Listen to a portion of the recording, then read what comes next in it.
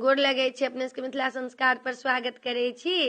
एकटा उपनयनक गीत दै छी बाबा के, से सुनू। पुरैन पातल तरी गेल बरुआ झलकी गेल हे ओ जे फलना बाबा घर छै जानौआ की देवा लोकानति लेला हे ओ जे फलना बाबा घर छै जानौआ की देवा लोकानति लेला हे सर्गन ताला आरब कुंठा बाबा लोका न्योती लेला आहे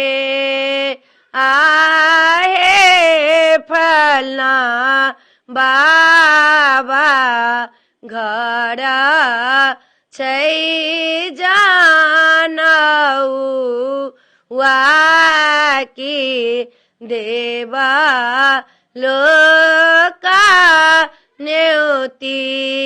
लेला हे काशी सा पंडित मांगा ओला मरबा बैसा ओला हे आहे बड़ा माँ की घड़ा में बना ओला देवा लोका न्योती लेला हे मुझक डारा पहिरा ओला पलासा डंटा ला ओला हे आहे मृग छाला गाला पहिरा ओला मुनि रूप बनाए देला हे दाई सभिका बरुआ मांगला मैं सभिक्षान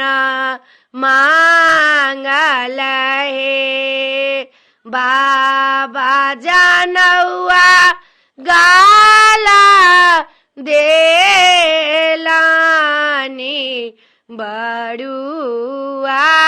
ब्राह्मण भेला हे पुरैन पातल तरी गेला बरुआ चमकी गेला हे। वीडियो में अच्छा ला